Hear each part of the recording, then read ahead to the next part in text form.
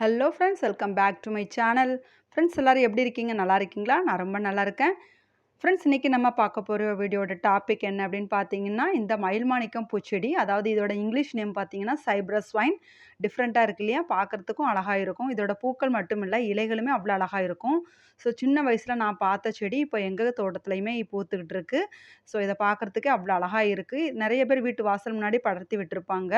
அவ்வளோ அழகாக இருக்கும் பூக்கள். ஸோ குட்டி குட்டியான பூக்களாக இருந்தாலுமே இலைகளுமே ஒரு அழகு தான் பார்க்குறதுக்கு. பாருங்களேன் எவ்வளோ அழகாக இருக்குன்னு இதோட இலைகள் கூட.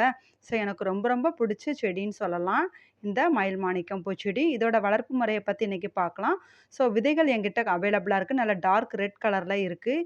ஸோ இந்த விதைகள் வேணும் அப்படின்னு நினச்சிங்கன்னா நான் வந்து வாட்ஸ்அப் நம்பரை இங்கே இந்த வீடியோட டிஸ்கிரிப்ஷன் பாக்ஸில் கொடுக்குறேன். ஸோ நீங்கள் அந்த வீடியோவை செக் பண்ணி பார்த்துட்டு வாட்ஸ்அப் நம்பருக்கு காண்டாக்ட் பண்ணுங்கள் ஃப்ரெண்ட்ஸ். இப்போ நம்ம வீடியோக்குள்ளே போகலாம். ஸோ ஈஸியாக வளர்க்கக்கூடிய இந்த மயில்மாணிக்கம் பூச்செடி நம்ம வந்து எளிதாகவே வளர்க்கலாம். எல்லா சீசன்லையும் எல்லா கிளைமேட்டையும் தாங்கி வளர்க்கக்கூடிய இந்த மயில்மாணிக்கம் பூச்செடியோட விதைகளை பார்க்கலாமா? இதுதான் மயில்மாணிக்கம் பூச்செடியோட விதைகள். ஸோ நல்ல மெச்சூரான விதைகள் இந்த மாதிரி பிளாக் கலர் சீட்ஸில் இருக்கும். நமக்கு வந்து மெச்சூர் ஆகாத விதைகள் கொஞ்சம் ப்ரௌனாக இருக்கும், பார்த்துக்கோங்க. அதை நம்ம பார்த்துக்கலாம், வாங்கும்போது அப்படி பார்த்து வாங்கலாம். ஸோ என்கிட்ட 2 பாக்கெட்டில் நான் ஸ்டோர் பண்ணி வச்சுருக்கேன். நிறைய வியூவர்ஸ் அண்ட் சப்ஸ்கிரைபர்ஸ்க்கு கொடுத்துருக்கேன். நல்லா வளருதுன்னு கூட சொல்கிறாங்க. ஸோ இங்கே பாருங்கள், இந்த மாதிரி தான் இருக்கும். விதைகள் போட்டு 3லேருந்து 5வது நாள் நல்ல மெச்சூரான விதைகள் முளைச்சி வளர ஆரம்பிச்சிடும் ஃப்ரெண்ட்ஸ். இந்த மாதிரி 2 இலைகள் விட்டு வளர ஆரம்பிச்சிடும். பாருங்கள், 7வது நாள் இந்த மாதிரி நல்ல இலை பெரியாச்சு இலையாக வர ஆரம்பிச்சிடும். 10லேருந்து 15வது நாள் நம்ம நல்ல உரங்கள் கொடுத்து வளர்க்கும் போது கொடி போட ஆரம்பிச்சிடும். ஸோ கொடிகளுக்கு நம்ம வந்து அப்போ கயிறு கட்டி விடணும் இந்த ஸ்டேஜில், அல்லது ஒரு கம்பு கட்டி சப்போர்ட் பண்ணி விடணும். இல்லாட்டினா அப்படியே தரையிலே படுத்துக்கும். ஸோ வளர்ச்சி இருக்காது. இந்த மாதிரி கொடி வகை பிளான்ட்டுக்கு நம்ம வந்து கொடி போடும்போது நம்ம வந்து கயிறு கட்டி விடும்போது தான் நல்லா கொடிகள் வளர ஆரம்பித்து நமக்கு வந்து ஸ்பீடாக பெரிய செடியாக வளர ஆரம்பிக்கும், அல்லது வளர்ச்சி கம்மியாயிடும். 30வது நாள் எடுத்த வீடியோ ஃப்ரெண்ட்ஸ். 30வது நாள் இந்த மாதிரியான கொடிகள் நல்ல பெரிய கொடிகளாக போய்க்கிட்டே இருக்கும். ஒரு பூக்கள் அங்கங்கே வந்துடும். குட்டி குட்டியான மொட்டுக்களும் வர ஆரம்பிச்சிடும்.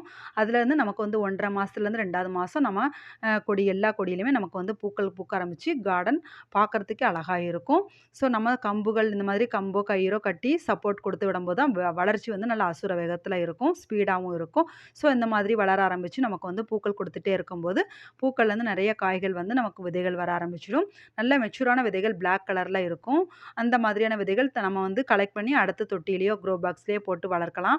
அல்லது நம்ம எடுக்காமல் விட்டாலும் அதே தொட்டிலேயோ அல்லது கிரவுண்ட்லேயோ நமக்கு வந்து விழுந்து நிறைய செடிகள் முளைச்சி வளர ஆரம்பிச்சு இப்படி பெருகி வளர ஆரம்பிச்சிடும் ஃப்ரெண்ட்ஸ். ரொம்ப ரொம்ப எளிதாகவே வளர்க்கலாம். ஸோ நீங்கள் தொட்டிலேயோ க்ரோ பாக்ஸ்லேயோ வளர்க்குறீங்கன்னா இந்த மாதிரி உரங்கள் கொடுத்துட்டு வரும்போது தான் தினமும் பூக்கள் பார்க்கலாம். நல்லா உரங்கள் கொடுத்துட்டு வரும்போது இந்த மாதிரி செடிகளும் நல்ல வளர்ச்சி இருக்கும்.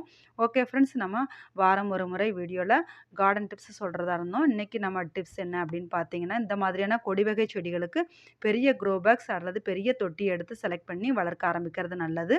ஏன்னா நிறைய செடிகள் வளர்க்கும் போது நமக்கு கொடிகளும் நல்லா நிறைய வளர போய்கிட்டே இருக்கும், நிறைய பூக்கள் கொடுத்துக்கிட்டே இருக்கும். ஸோ லாங் லைஃப் செடிகள் வளரணும்னா பெரிய தொட்டி அல்லது க்ரோ பாக்ஸ் எடுத்து செலக்ட் பண்ணி வளர்க்க ஆரம்பிங்க.